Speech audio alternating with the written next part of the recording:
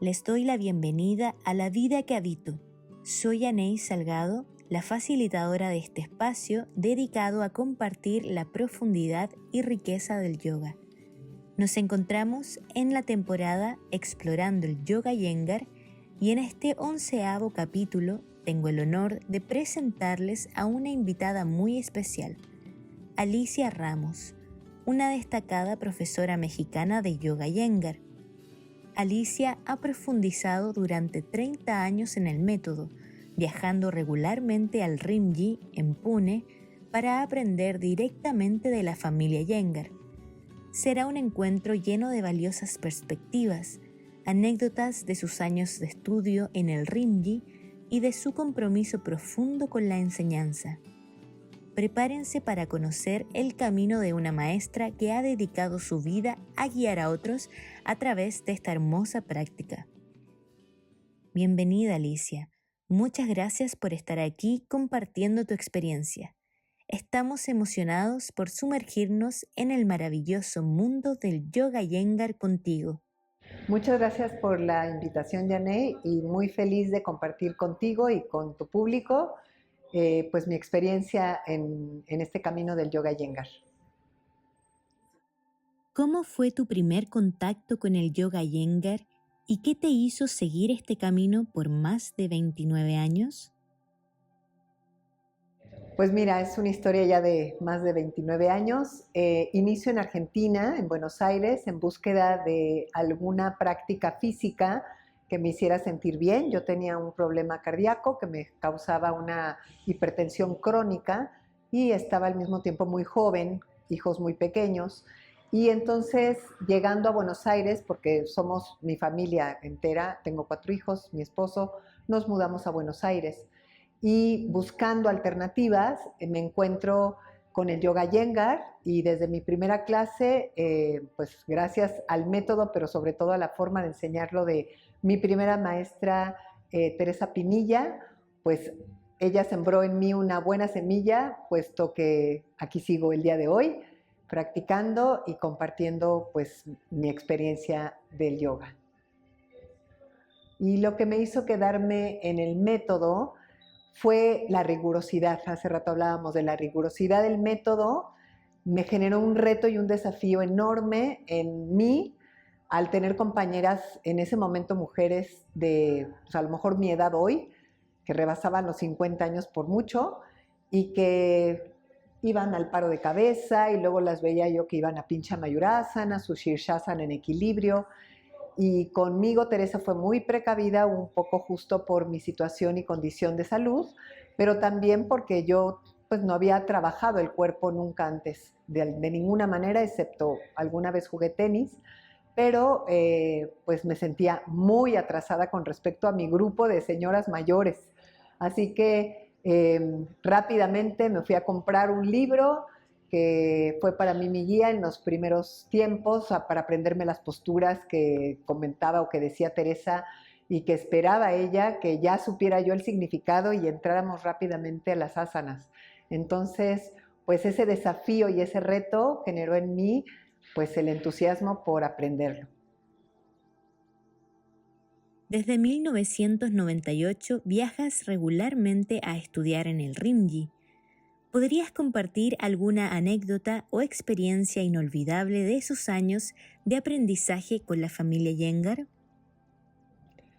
Híjole, son infinitas, de veras. He ido por fortuna 14 veces y la primera vez, como dices, fue en 1998 y pues nada más te voy a comentar esta anécdota porque el viaje entero, ¿no? De el 1998 fue la gran anécdota que marcó mi vida en un antes y un después.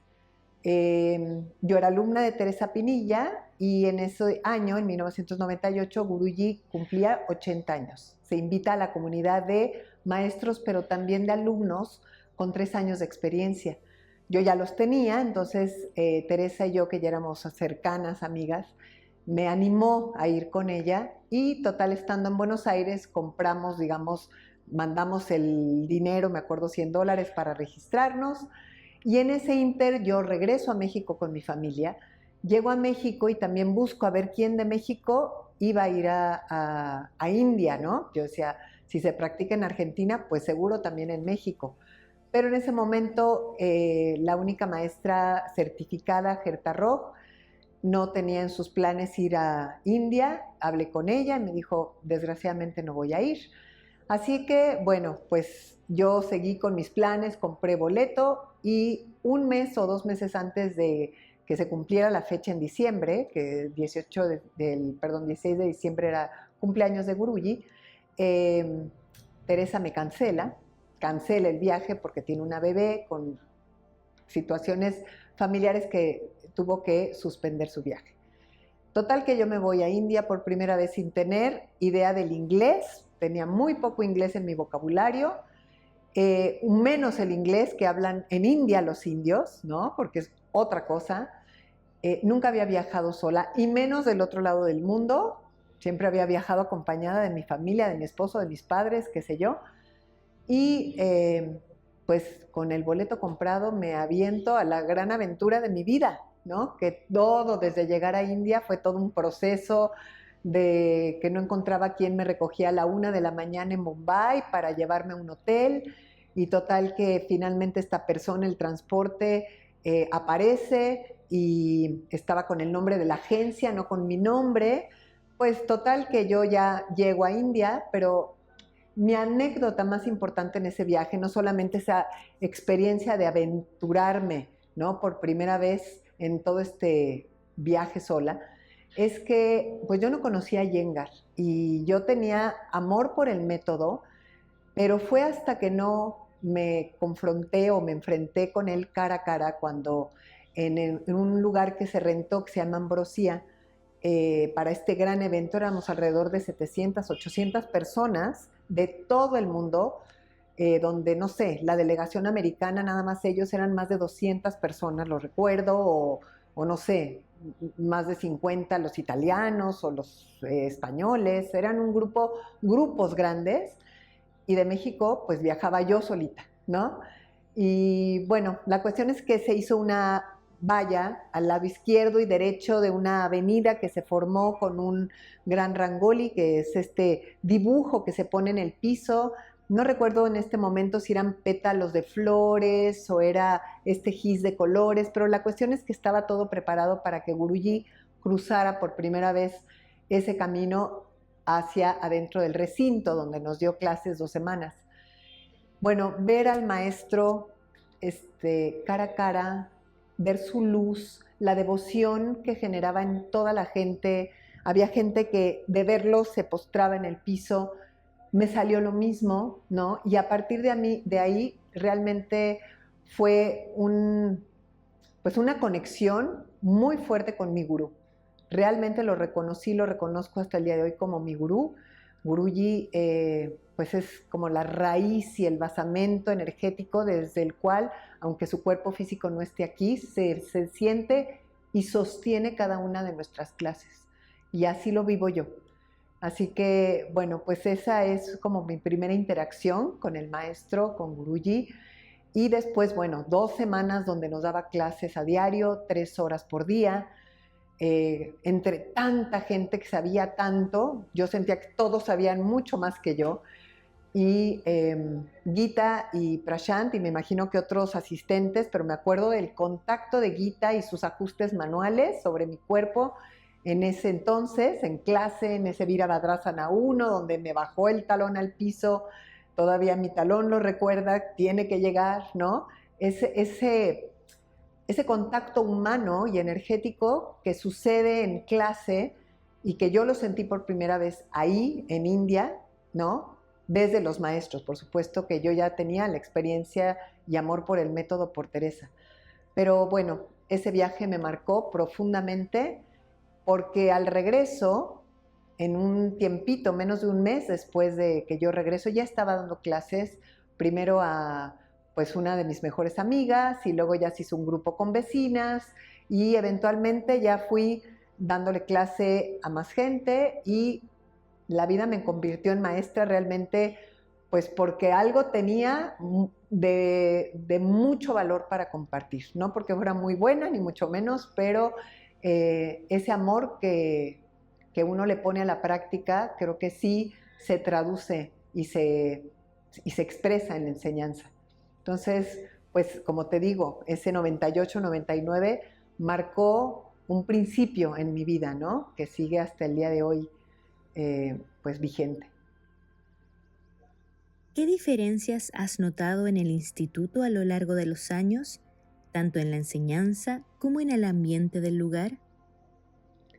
Mira, en estos 14 años, 14 visitas, sí ha habido como mucha transformación y evolución, obviamente, puesto que, digamos, el primer año, Guruji en 98 fue quien nos dio clase. Yo recibí la enseñanza directa del maestro. A partir de que ya regreso año con año, bueno, al principio empecé a ir cada 2 años, ya no enseñaba Guruji de forma regular, sino era Gita Iyengar y Prashant quienes enseñaban de forma regular. Y pues conocer a Gita principalmente, porque Prashant, bueno, es como que su enseñanza es más, esta como transmisión de la filosofía y el sentido último de la práctica del yoga a través del asana. Gita, sin embargo, como que se quedó con la enseñanza de la técnica, de la tecnología del asana, de entrar profundo a la materia, ¿no? A través del cuerpo. Y bueno, pues siendo una mujer ya tenía de por sí, ¿no? Una carga femenina, digamos, en la enseñanza.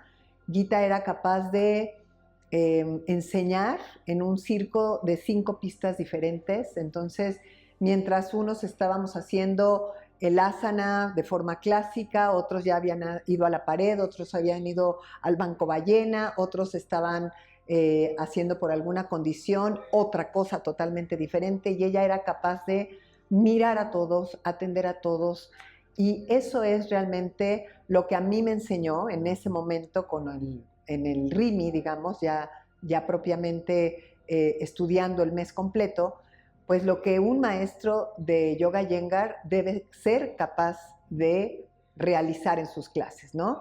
Y de darle atención a los diferentes grupos de personas, sea cual sea su condición, darle a cada quien lo que requiere.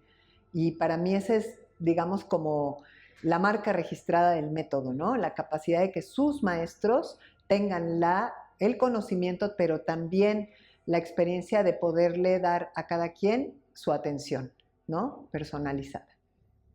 Y eso fue lo que a mí me marcó, digamos, de Gita esos primeros años. Como sabes, pues ya en 2014 fallece Guruji, ya la ausencia de su energía, porque aunque Gita daba clases, Guruji siempre estaba en la esquina haciendo su práctica, observando al grupo. De repente sí hacía algunas intermediaciones, sobre todo cuando él comienza a entrenar a su nieta Villata para que diera clases. Nos tocaron varias veces, en varias ocasiones, donde a Villata nos daba clase. Pero era Guruji el que le daba las instrucciones a Villata para que a Villata nos diera las instrucciones a nosotros. La enseñaba a dar las instrucciones, a observar la respuesta de las instrucciones y desde su nueva instrucción dar correcciones a los alumnos. Entonces eran clases que salían totalmente de un ritmo de clase, porque pues bastaba que ellos intercambiaran sus instrucciones y el mando de Guruji para que ella nos hiciera la orden a nosotras y nosotros poder obedecer y que Guruji viera el efecto en nosotros. Entonces un Ardha Chandrasana, me acuerdo, podía durar 4 minutos de un solo lado en lo que iban y venían las instrucciones y Villata entendía. Entonces fueron también momentos de gran examen para Villata, pero también para nosotros que estábamos ahí, ¿no? Entonces, siempre, ¿no? Yo considero que una clase enfrente de Gita, de Guruji, fue como una autoevaluación, como si yo estuviera pasando por un assessment, una evaluación completa en 2 horas de práctica, ¿no? Entonces, todo el mundo teníamos que estar ahí con nuestros 5 sentidos y la mente puestas y el corazón puestos en cada instrucción, en cada acción, para no perdernos de nada, ¿no? Porque sobre todo Gita Iyengar tenía pues esa necesidad de que todos estuviéramos absortos en lo que teníamos que hacer. Cualquier distracción, era como intolerable para ella, ¿no? ¿Por qué? Porque ella hacía un gran esfuerzo por estar ahí, tenía muchos años dando clases, ya no tenía la energía de sus primeros años, que yo no la conocí, digamos, cuando tenía 40, 30 y enseñaba. Yo la conocí en sus 50 y pues ya ella esperaba que si teníamos 8 años practicando y decíamos que teníamos 8 años practicando, pues esperaba que siguiéramos las instrucciones tal cual como ella las daba. Entonces, si eran de veras reales evaluaciones el estar en sus clases. Entonces, bueno, pues después de que Gita fallece en 2018, Abhijata, ¿no? Como que se queda a cargo y empiezan a dar más clases a Abhijata, Raya, en las clases regulares del primer piso. Bueno, se juntó con esta transición, ¿no? De gente joven, de gente pues que venía con ideas modernas desde la inclusión de la tecnología cuando viene la pandemia, ¿no? Y en la pandemia, como todos los centros, cierra el RIMI y entonces se abre la oportunidad de recibir clases de ellos en línea, ¿no? Entonces, fue una gran ganancia para todos los practicantes de yoga Iyengar en el mundo el poder recibir clases de Abhijata, de Prashant, por supuesto, de Raya y otros maestros, Devki Desai, etcétera, con los que hemos tomado clase durante estos años, ¿no? Porque ya, aunque la pandemia pasó, la oferta de esas clases sigue vigente. Entonces la gente puede tomar, incluso viviendo en Pune, ¿no? Hay gente que vivía muy lejos, que a lo mejor hoy por el tráfico y las obras de un metro elevado que están haciendo, pues toman más de una hora en llegar, pues ya prenden su computadora y toman su clase en la comodidad de su casa, ¿no? Y entonces las clases, algunas de ellas, son híbridas. Me tocó en el año pasado, en el 2023, que regresé a Pune a tomar clases unos días y pues ya me tocó entrar a un salón donde en el centro había una pantalla, donde había otra pantalla por allá, donde la maestra estaba atendiendo a las personas en línea mientras daba clases a los alumnos presenciales. Entonces ya te imaginarás pues que también la energía del salón mismo, del grupo, se ha transformado, ¿no? Es hoy otra cosa, la pureza del método se conserva, el arte de la secuenciación se conserva, pero esta sensación de ser evaluado a cada instante por los ojos de los maestros cambió un poco, ¿no? En ese sentido yo creo que sí ha habido una transformación necesaria y adecuándose pues al tiempo que estamos viviendo. Entonces hasta ahí llevo yo mi experiencia, digamos, en el RIMI a través de los años que han transcurrido desde el 98 que empecé a ir. Jawahar Banguera y Abhijata Iyengar han sido tus mentores durante muchos años. ¿Cómo han influido sus enseñanzas en tu enfoque actual en la práctica y enseñanza? Pues mira, dije Jawahar Banguera porque actualmente es mi mentor, aunque como te dije, como gurú, yo reconozco a Guruji Iyengar como mi gurú, ¿no? Y luego los años que yo tuve la oportunidad de aprender de Gita Iyengar, realmente Gita me plasmó así, me dejó huella a nivel celular de lo que yo aprendí de ella, ¿no? Como practicante, pero también como ser maestro. Y no puedo dejar de mencionar a Teresa, porque finalmente Teresa Pinilla es quien me siembra, ¿no? También sembrada la semilla de la práctica, ¿no? En mí, que hasta el día de hoy, pues continúo.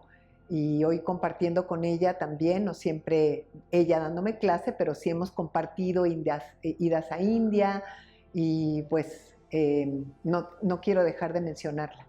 Actualmente y desde el 2008 comienza a venir Jawahar Banguera a México gracias a la invitación de Indira Gómez Basols.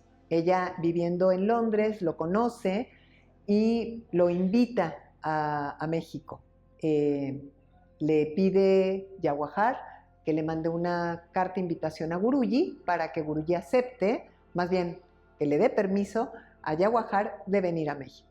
Y total que pasan algunos años y finalmente en 2008 viene por primera vez y fue literal amor a primera vista de la comunidad de practicantes mexicanos con Yaguajar Banguera, que para nosotros fue el primer maestro directamente, digamos, no solo indio, sino un maestro con tal contacto y con tantos años de experiencia como alumno de Guruji. Nos dejó una huella enorme en el corazón y en el cuerpo, y afortunadamente también nosotros a él, tanto así que durante año con año, hasta el 2019, 11 años seguidos, que viene la pandemia, pues vino regularmente cada año. Y puesto que era así, ¿no? Un contacto uno a uno como personas, tuve la suerte siempre de hospedarlo en casa, pues conocerlo, ¿no? En este otro ámbito familiar, con los hijos, con mi esposo, pues esa persona tan cercana y que nos dio tanto a los mexicanos, porque de veras su generosidad no tiene límites y es tan preciso y tan, pues sí, esa es la palabra, precisión absoluta para compartir lo que él sabe, que lo dice una vez y deja huella. Con los años, en otras ciudades como en Monterrey, en Mexicali, en Cancún, en Mérida, en Acapulco, o sea, por decir algunas ciudades, él, Veracruz, estuvo viajando, Guadalajara, por supuesto, también participó en convenciones ya varias veces, creo que son 3 en las que ha participado, pues de alguna manera yo me acerqué a él y me pegué a él en todas sus visitas a todos lados. Entonces, realmente recogí, ¿no? Cada palabra, cada instrucción que él dio, no quiere decir que las tenga yo conmigo, pero de alguna manera él alimentó muchísimo mi práctica y por lo tanto también mi forma de enseñar. Entonces, creo que lo evoco en todas las clases en algún momento a Yaguajar Banguera, ¿no? En algún momento siempre sale de mí el evocarlo para agradecer pues sus aportaciones a mí, pero también lo sé a prácticamente todos los practicantes y maestros de México.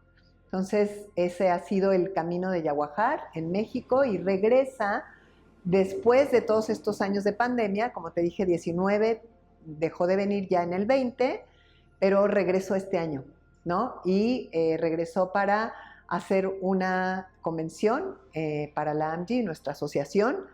Y bueno, pues tuve en octubre de nuevo, una vez más, la suerte, la fortuna de tomar clases con él.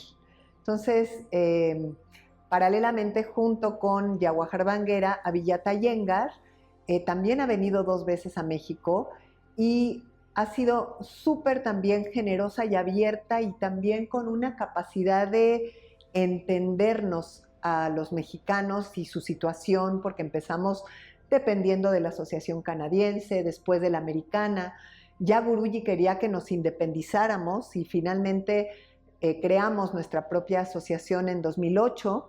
En 2009 se hace la primera convención y eventualmente y poco a poco, ya cuando se empezaron a hacer los exámenes de certificación, pues México ha sido cada vez más independiente, ¿no? Porque al principio necesitábamos solo asesores extranjeros que tuvieran el nivel para certificar a los maestros mexicanos, pero hoy por hoy ya no necesitamos eso, porque ya somos suficientes los maestros certificados, los maestros mentores, los maestros asesores, que podemos resolver, digamos, nuestra situación interna de AMGI y de procesos de examen, y somos, bueno, completamente independientes. Y gracias a la aportación y a la ayuda y al soporte de Abhijata es que hemos logrado esta independencia.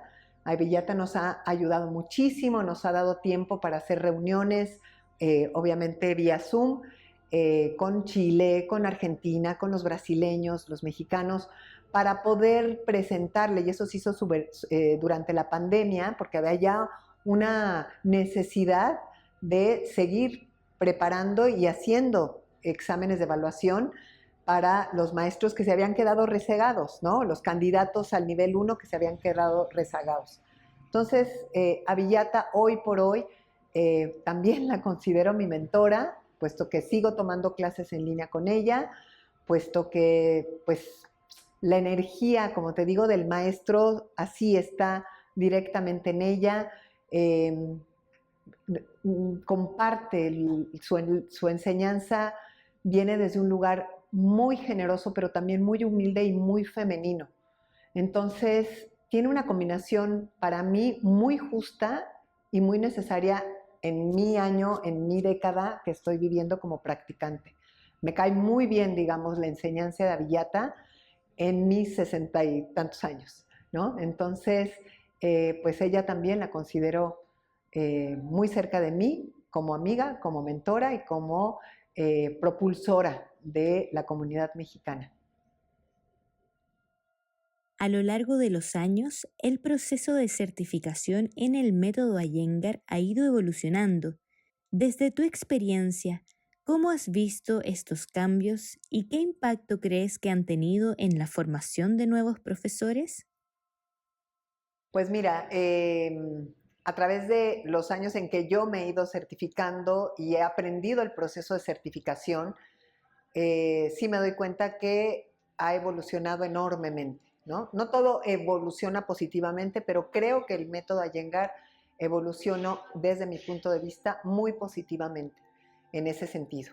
¿Por qué? Porque pues a través de los años en que todas las asociaciones utilizaron la Constitución de Puna para hacer los exámenes de certificación en cada país, pues cada quien moldeó a su forma y según quienes dirigían las asociaciones, los comités de evaluación, los exámenes de certificación, que en algún momento creo perdieron demasiado pues la plasticidad y esa como compasión hacia los candidatos, haciendo un poco esta producción en serie de maestros donde solamente maestros muy habilidosos o maestros que seguían al pie de la letra lo que los mentores en ese momento les habían enseñado y eran capaces de reproducir tal cual, casi con las mismas palabras, para poder pasar un examen de certificación.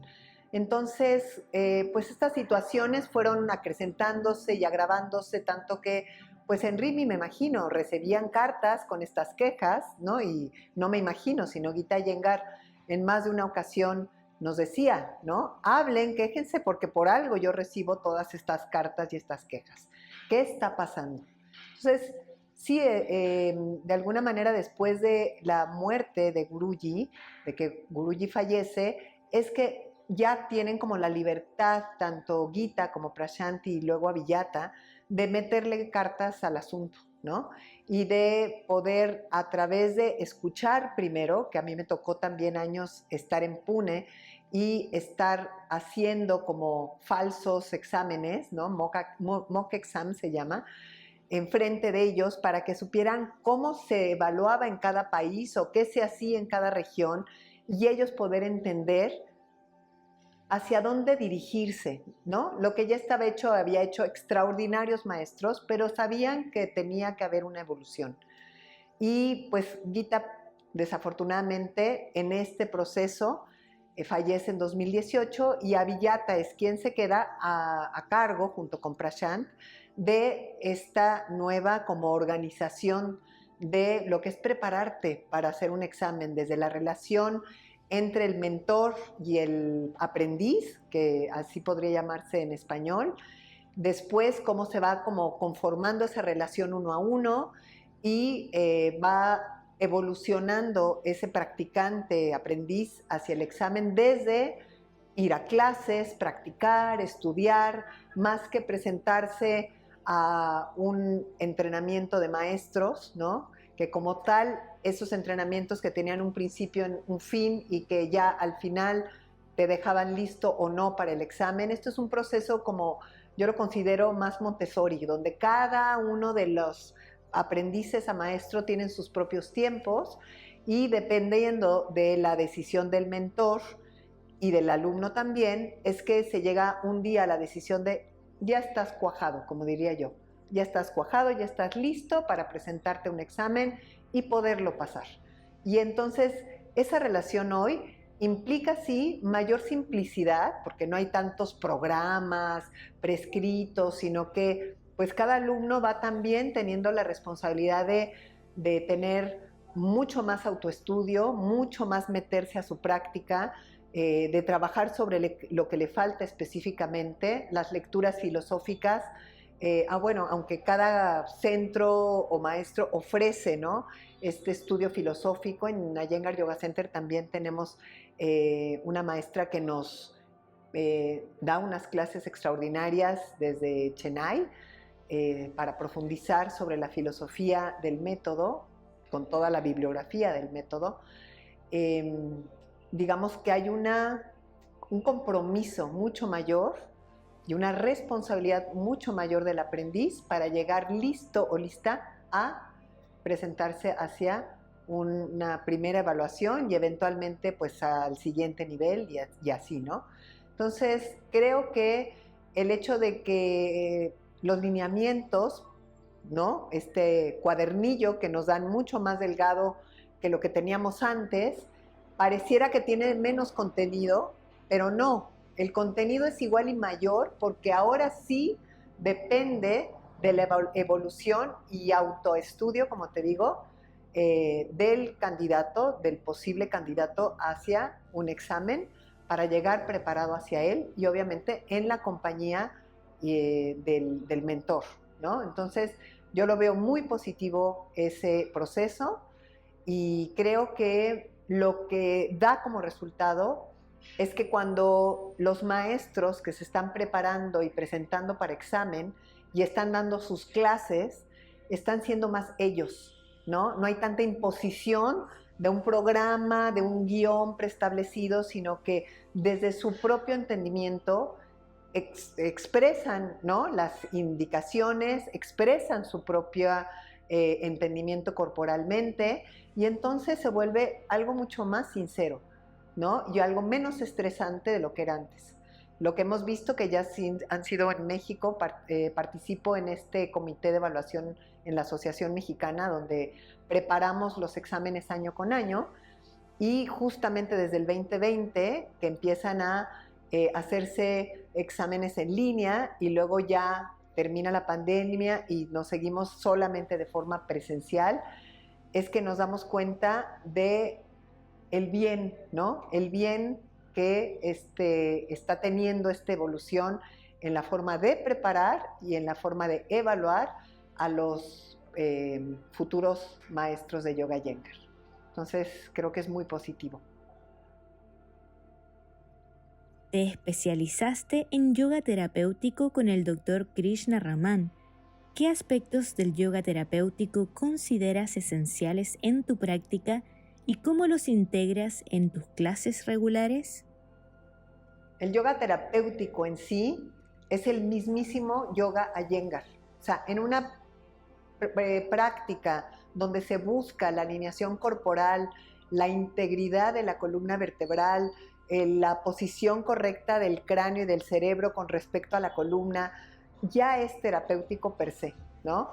Pero sabemos que en Rimi hay una sección en el día y un apartado, ¿no?, que son las remedial, que les llaman. Remedial son las clases terapéuticas para alumnos que no precisamente son alumnos de Yoga Iyengar, sino son más bien personas, no quiero decir pacientes, pero sí personas que llegan con una condición de salud, puede ser física, fisiológica, incluso psicológica, emocional, y llegan a buscar o a pedir ayuda al Rimi y pues desde años de Guruji se les entrevistaba, se sabía que era más o menos lo que tenían, se hacía una secuencia acorde y entonces durante X periodo de tiempo se seguía una evolución, digamos, de esta persona con esta situación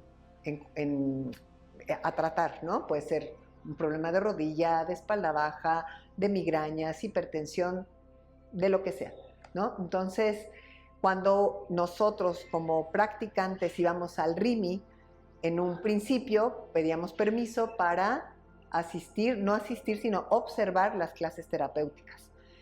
Realmente, como aprender de las clases terapéuticas era de la forma en que tú veías cómo se trataba a esa persona, pero en realidad no sabíamos, quienes estábamos sentados, qué traía, cuál era el historial de esa persona en cuestión.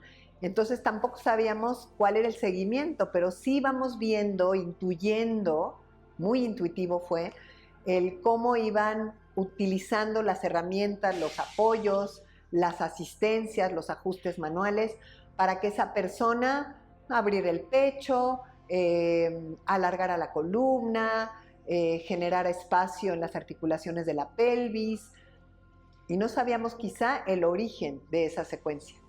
Pero tuve la suerte en 2003 de estudiar un mes con el doctor Krishna Raman, como te mencioné, ahí en Chennai. Y bueno, pues sí, ahí sí fue abocarnos a yoga terapéutico. Krishna Raman fue alumno de Guruji desde su adolescencia por una lesión personal en la espalda baja, y pues se volvió médico y médico alópata, pero dedicó y ha dedicado su vida a buscar remedio desde el yoga Iyengar, pero también con el recurso tecnológico actual, ¿no?, y científico para corroborar el avance de una persona, ¿no?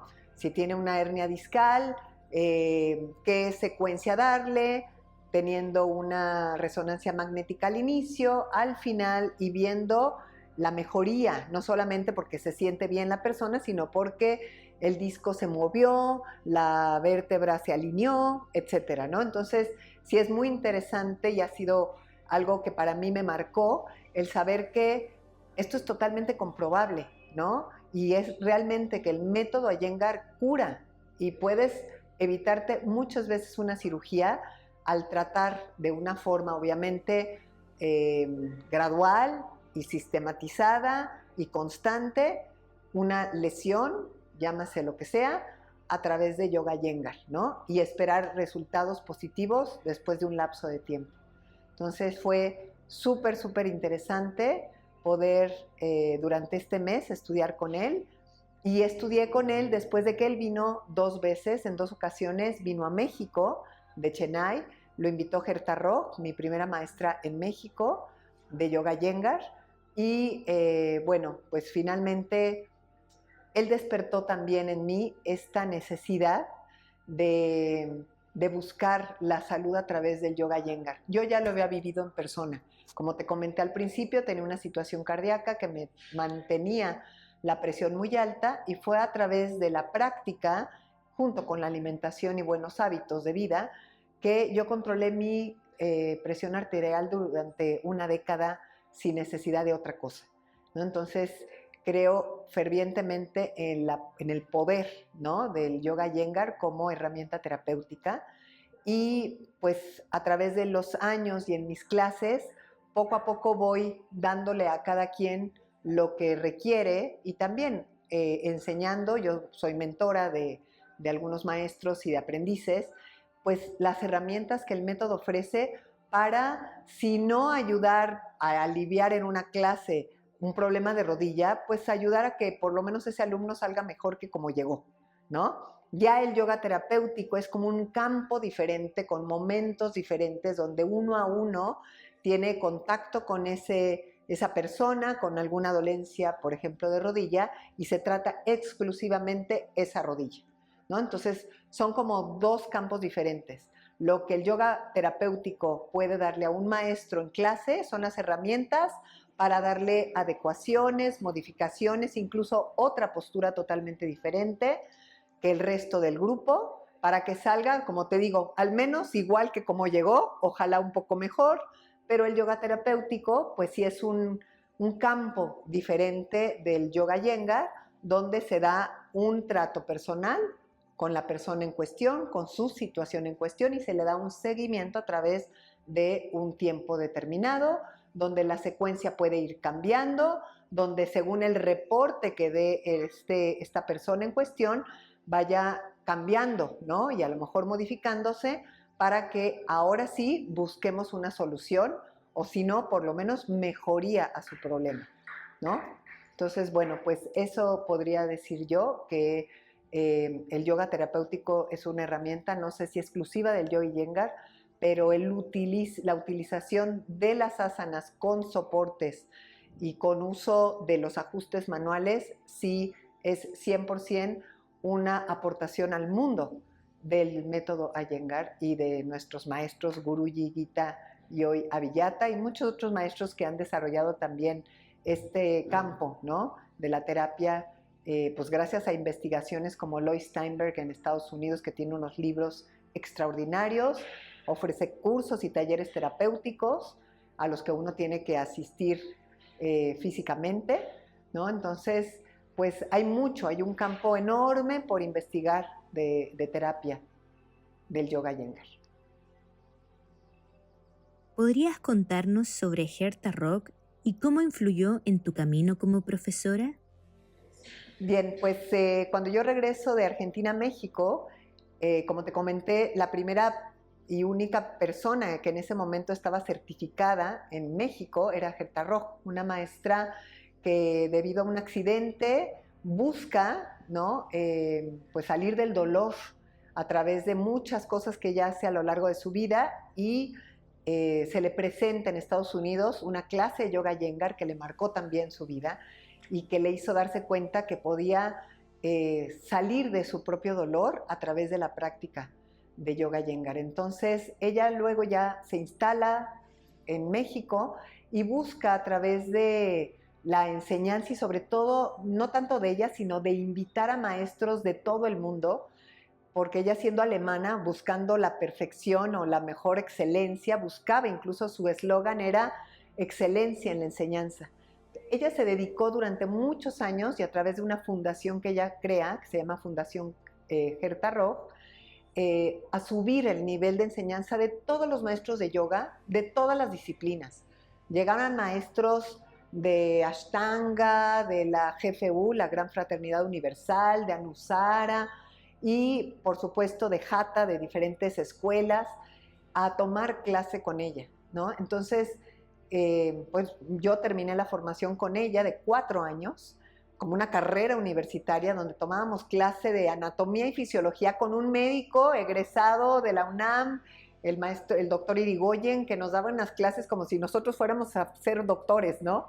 Me acuerdo perfecto, a Sashi, un maestro Swami de India que vive en México hasta el día de hoy y que nos daba clase de filosofía y de pranayama, como si fuéramos a graduarnos en filosofía de India, ¿no? Y súper, súper profundas las enseñanzas en esos años. Y creo que Herta marcó pues una pauta de disciplina, de buscar excelencia en todo lo que se hacía. Y bueno, finalmente su escuela de llamarse The Yoga Center, después de 2009 le pedimos ella y yo permiso a Guruji para que nos permitiera llamarle Iyengar Yoga Center a la escuela en lugar de The Yoga Center normalmente, porque ya pues algunos maestros estábamos certificados en ese entonces, no todos, y Guruji nos da tiempo para que todos los maestros fueran poco a poco certificándose. Ya en 2015 fue que le escribimos una carta, le mandamos fotos, porque a Guruji le encantaba ver álbumes de fotos con los maestros que habíamos invitado, pues toda la gente que había pasado los procesos de examen, hasta que en 2015 todos los maestros de la Iyengar Yoga Center estaban certificados, pues hasta el día de hoy, ¿no? Entonces fue un proceso que nos tomó 6 años, ¿no? A todos, ¿no? De podernos certificar, de avanzar en los procesos de evaluación, de tener una mejor calidad de enseñanza, y todo eso se lo debemos a Herta Rock, porque fue quien realmente propulsó iniciar, ¿no? Los primeros exámenes de certificación, ayudados primeramente por Canadá, maestros senior canadienses, como fue Margot Kitchen, Shirley Daventry French, Leslie Hogia, Peggy Kelly, americana, desde la primera certificación hasta la fecha nos sigue apoyando en los procesos de certificación y dando talleres en México. Así que hemos tenido una evolución, muy, muy constante, pero sí con un alto estándar, ¿no?, de disciplina y de resultados, pues debido a la semillita también que Gerta generó en ese sentido a toda la comunidad de México. ¿Cómo ha sido tu propia evolución como profesora con cada visita a Pune? ¿Qué cambios significativos has notado en tu enseñanza? Pues mira, siempre digo que la enseñanza madura, como los pilotos, las horas de vuelo, aquí son horas tapete, ¿no? Y en la medida en que van pasando los años, las décadas, yo empecé a mis 30, 40, 50, ahora estoy en las décadas de los 60, donde obviamente acompañados de todos estos viajes a India, pero también el haber tomado clases afortunadamente con muchos maestros que desde México empezamos desde el Iyengar Yoga Center a invitar para poder instalar y de veras asegurarnos de que el método Iyengar se entendiera desde su forma más pura. Entonces sí pasaron muchísimos maestros extranjeros, ingleses, españoles, americanos, canadienses, de India un montón, o sea, por decirte algunos, argentinos, vino Teresa, para dejar como huella, y esa huella se va marcando. En mí se fue marcando, en todos los maestros que ya dábamos clase a Iyengar en ese momento. Y bueno, pues las idas a India, como te dije, fueron así como se me va el nombre, esta marca, ¿no?, de agua que no se quita nunca, donde como practicante hay una transformación y eventualmente también en la enseñanza. Entonces, creo que la evolución es también gracias a las horas tapete, a los años recorridos, a mis propias necesidades como practicante, mi propia evolución, ¿no? Porque no es lo mismo lo que yo podía exigir a mis 30 a personas que tenían también pues 30, 40, 50, que lo que yo me di cuenta que podía exigir a personas mayores, hoy a mis 60, ¿no? Soy más compasiva, soy menos exigente con las personas nuevas en el método. Algo bien importante y que yo lo aprendí con Abhijata es permitir el error. No lo aprendí solamente con ella, sino también al ir a India y observar, porque cada visita no solamente aprendí a través de yo ser practicante, sino de observar clases.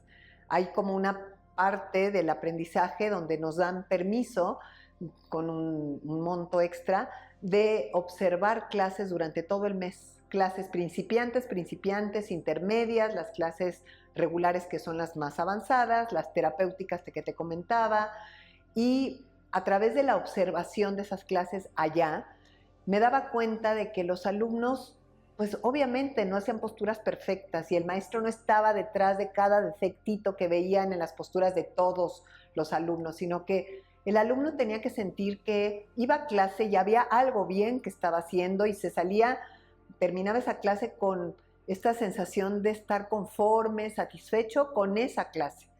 Entonces, creo que a través de los años, y también lo marca muy bien estos nuevos lineamientos como para los maestros, de permitir el error, de permitir que los alumnos nuevos, y que pueden pasar años, en lo que un alumno principiante deja de serlo, se le permita el error y se le vaya enseñando como piezas de un rompecabezas, ¿no? Pues vamos a esta clase a dedicarnos a los pies o a la rotación de las caderas en las posturas de pie, en qué dirección va una pierna, en qué dirección va la otra, cómo elevar la columna, cómo utilizar los carmendrias, órganos de acción de brazos, piernas, etcétera, ¿no? Pero esta evolución yo la puedo comparar como soy madre, ¿no? Y ahora abuela, como a los niños chiquitos. Uno no puede pensar que se van a lavar los dientes, pero van a comer perfectamente, pero van a utilizar los cubiertos en perfección alguna y van a saber combinarse la ropa. O sea, no se puede enseñar a un niño en su primera etapa,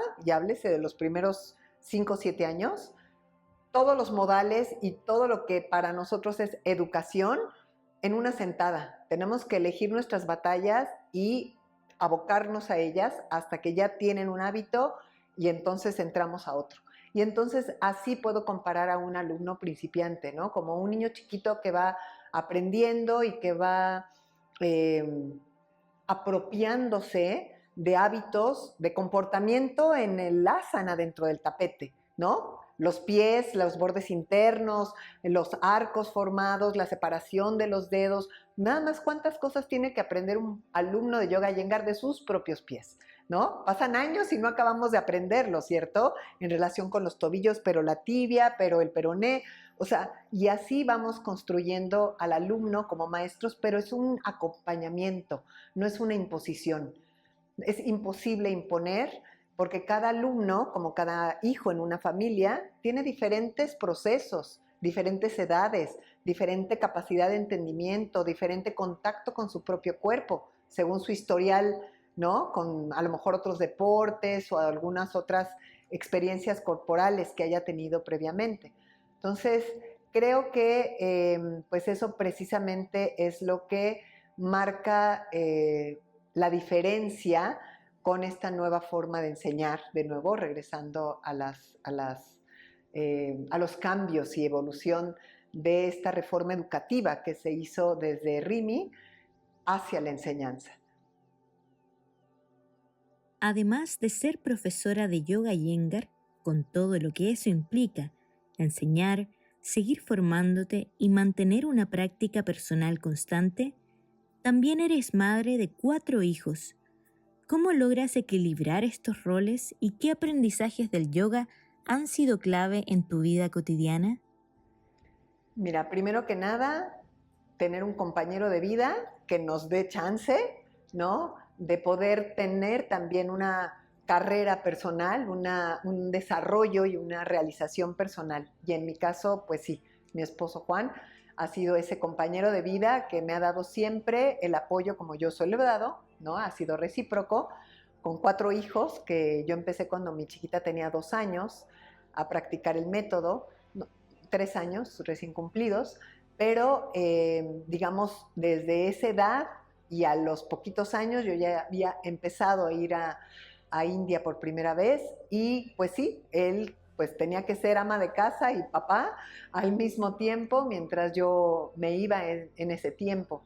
Entonces, primero que nada es el soporte familiar, ¿no? Y siempre tomar en cuenta ese soporte, agradecerlo y que sea bien recíproco, ¿no? Porque de eso se construye la pareja, cualquiera que ésta sea. Pues en mi caso con los hijos también han crecido con esta mamá que practica yoga y mi hija me dice, mamá, es que tú respiras yoga, ¿no? Y sí, efectivamente, como que fue algo que vieron mis hijos que en mí hizo algo bueno y que me hizo ser mejor mamá. Y hasta el día de hoy, que ya todos están independientes en sus vidas, como te comenté, tengo 4 nietos, pues finalmente tengo algo mejor que ofrecer practicando yoga a que si no hubiera practicado yoga, ¿no? Entonces creo que es algo que me ha acompañado el soporte de mi familia, de mis hijos, desde un principio. Y lo agradezco enormemente. ¿Qué consejo le darías a aquellos que están comenzando en el camino del yoga Iyengar y a los profesores que desean seguir perfeccionando su enseñanza? Mira, los alumnos principiantes es que sí o sí prueben no una clase, al menos 3 a 6 meses del método Iyengar, porque una clase no da toda la experiencia de la riqueza del método, puesto que, como sabemos, el método le entrega al maestro todos los recursos necesarios, pero al mismo tiempo toda la creatividad necesaria para que todas las clases sean diferentes. Entonces, no podemos saborear una clase de yoga Iyengar, como de otros métodos donde todas las clases son iguales, en una clase ni en un mes. Creo que hay que darnos por lo menos 3 a 6 meses de chance, ¿no? A la práctica y a la experiencia para determinar si es el método para esta persona, para el principiante. Creo que es el método para todo el mundo, donde todos están incluidos, pero sí hay que tener disciplina, paciencia y mucha humildad. ¿Por qué? Porque el método lo primero que presenta pues son nuestros defectos, nuestras limitaciones, nuestras incapacidades y eventualmente vamos descubriendo nuestros avances, nuestros logros, ¿no? Pero eso toma tiempo de nuevo. Entonces es lo que yo les podría sugerir a los principiantes: paciencia y disciplina. Y a los maestros simple y sencillamente que sean ellos mismos, que no traten de ser alguien más, que enseñen desde lo que ellos aman y conocen, desde su cuerpo y su propia experiencia, y que eso seguramente inyectará más el corazón de sus alumnos, no solamente la capa más externa, ¿no? Una malla kosha es la capa físico-esquelética, digamos, músculos, articulaciones, huesos, está muy bien desarrollar el método a través del cuerpo físico y darle una buena base, pero creo que para compartir y alimentar el corazón de un alumno hay que enseñar desde el corazón. Entonces, sean ustedes mismos, compartan desde lo que ustedes son en realidad y su esencia, y creo que van a tener siempre éxito en sus clases a quien se ponga enfrente de ustedes. Y como decía Guruji, aquel alumno que pasa por nuestra puerta y viene hacia nosotros es un enviado de Dios, y así hay que tratarlos. Entonces, pues ese es mi mejor consejo. Más allá de las definiciones que encontramos en la literatura, ¿qué significa personalmente para ti el yoga? Mira, yoga es unión, y lo que ha hecho el yoga por mí, para mi vida, para mis semejantes, es justamente la unión, la integración, de poder tener un cuidado al cuerpo, pero saber que no soy solo cuerpo y que solamente es la capa superficial que entra en contacto con capas más internas, ¿no? Y lo sabemos, la capa energética, la capa mental, emocional, intelectual, pues hasta la esencia más profunda, ¿no? Y cada quien le puede poner un nombre al sí mismo, ¿no? Entonces, para mí ha sido un camino que sigue y seguirá de autoconocimiento a través de esta vía del yoga, que qué bendito Guruji Iyengar que nos dio este método tan buen compañero, el método mismo, para que a través de la vida y hasta el último suspiro me sienta acompañada y bien guiada y con los recursos necesarios para llevar una práctica personal que me siga acompañando en este camino de la vida, ¿no? Como es el autoconocimiento, tratando de integrar y de unir mis diferentes capas del ser.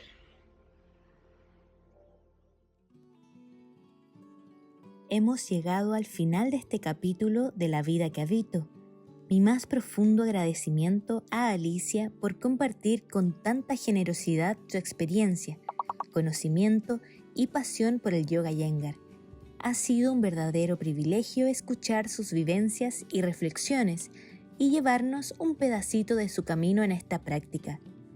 A ti, que nos has acompañado hasta aquí, gracias por tu tiempo y por seguir explorando el yoga a través de estas conversaciones. Nos encontramos en el próximo episodio. Hasta entonces, cuídate y sigue practicando.